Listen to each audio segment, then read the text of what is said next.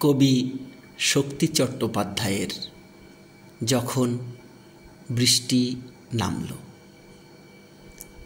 বুকের মধ্যে বৃষ্টি নামে, নৌকা টলমল, কুল ছেড়ে আজ অকুলে যায়, এমনও সম্বল নেই নিকটে।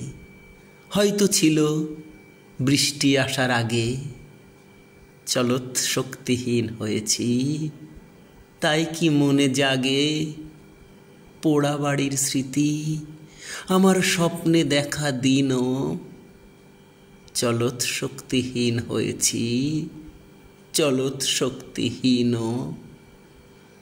বৃষ্টি নামলো যখন আমি উঠোন পানে একা, দৌড়ে গিয়ে ভেবেছিলাম তোমায় পাবো দেখা।